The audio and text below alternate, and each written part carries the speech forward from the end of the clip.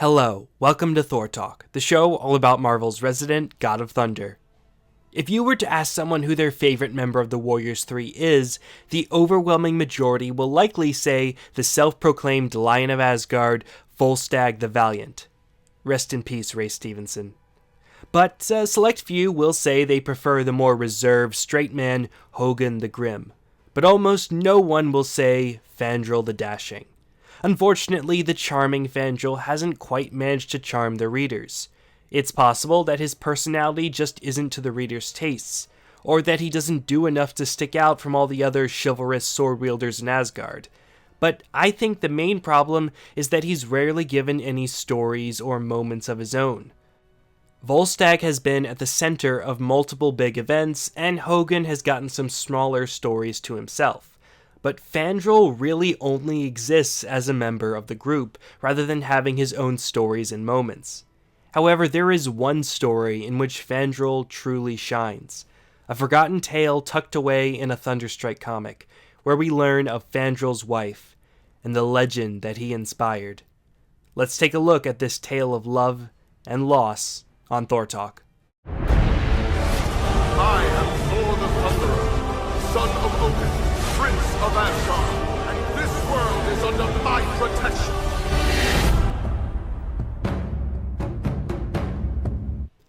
Thunderstrike number 18 was written by Tom DeFalco and Ron Frenz. The Tales of Asgard section begins in a tavern, with Fandral apologizing to a maiden for getting into a fight with her brothers, who don't like all the attention that Fandral is giving her. After the Warriors 3 win the fight with the brothers, Fandral buys a round of ale for everyone, and they toast to the maiden that they fought over. This brief moment successfully encapsulates a lot of who Fandral is. He flirts with a pretty woman, gets in trouble over it, and then buys drinks to the people he was just fighting in honor of the woman they fought over. He's charming and flirtatious with women, but he sees it as more of a good time than anything else. He's not afraid of a friendly duel for the hand of a fair maiden, and will then buy drinks for the loser to smooth things over so everyone has as much fun as he does.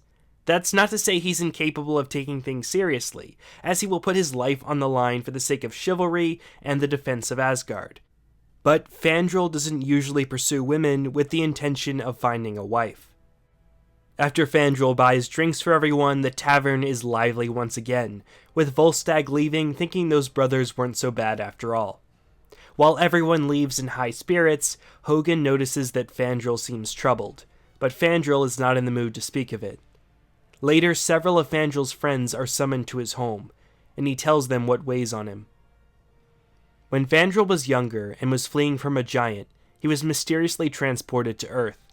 He rises to see two tax collectors beating a peasant, and while he is not entirely sure what is happening, he quickly jumps into action and saves the peasant. A woman in a carriage stops him and calls him a fool to attack the tax collectors. Fandral is immediately smitten with her, and says he would swear off fighting forever for the briefest smile from her. That is how Fandral met the woman who would become his wife. He was inspired by the courage and nobility of the woman and the other mortals around her. She told him how the governor had been exploiting the peasants, so Fandral decided to exploit the exploiters, and soon others joined him.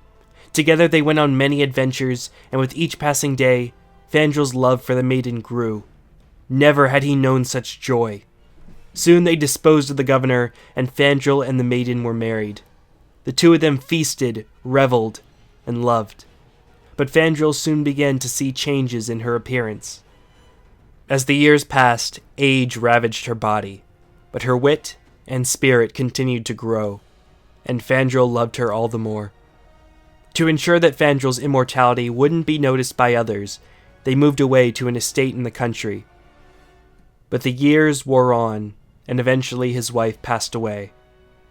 Even years later, he can still barely say her name aloud. Marion.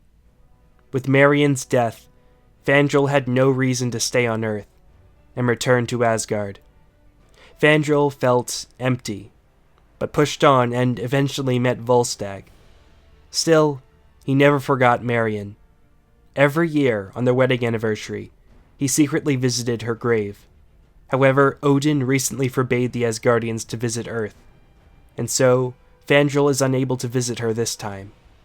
So he has invited his friends to toast to her memory. He invites them all to drink, and bids them never to forget those they loved, and those they lost.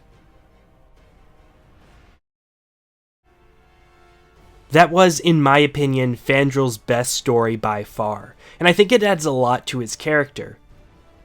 Fandral has been pretty consistently portrayed as being flirtatious and womanizing, but this is the first time we've seen him truly in love.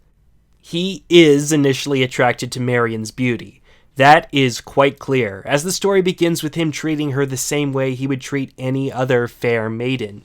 He immediately attempts to charm her and offers to give up fighting if he could only see her smile. However, we see the relationship grow far beyond his interest in her beauty. Fandral fully commits to her by marrying her, despite the fact that Asgardians marrying mortals has never been well received. His love for her also deepens even when her beauty fades with age. He grows to love her as a person and appreciate her beyond her outward appearance. She even has such a profound effect on him that he visits her grave every year. It also might provide some additional context for Fandral as a character.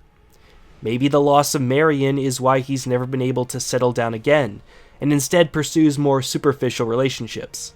Maybe he's unable to move on and love again. Or maybe he just can't find anyone who can match up with Marion. It's also incredibly interesting that his wife turns out to be a human, meaning that Fandral went through the same struggles that Thor did, and that he was also inspired by the spirit of mortals. This story indicates that Fandral inspired the story of Robin Hood in the Marvel Universe, which is kind of cool. This is not the first time that Marvel has done something like this with the Asgardian gods, as we learned in Journey into Mystery number 114 that the Fenris wolf inspired the Big Bad Wolf, and the goddess Idun was the basis for Little Red Riding Hood. In fact, I'm willing to bet that this whole story probably came into being because someone noticed how much Fandral looked like Robin Hood. Even the first Thor movie made a joke about this. At base, we've got Xena, Jackie Chan, and Robin Hood. With that being said, it's surprising just how well done it is with what I assume was such a simple initial premise. It just shows that when done right, Fandral the Dashing can still shine. And I hope we see more stories like this in the future for Fandral. Well, that's all for this episode of Thor Talk. I hope you enjoyed it, and I hope you enjoyed this Fandral story, which again, I thought was very good. I would like to see it brought up again because I think it's really interesting, again, that Fandral fell so deeply in love and with a mortal woman.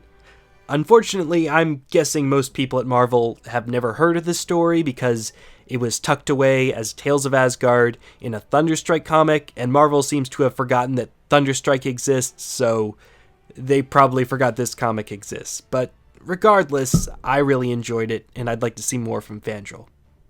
With that being said, see you next time on Thor Talk, where... You'll be holding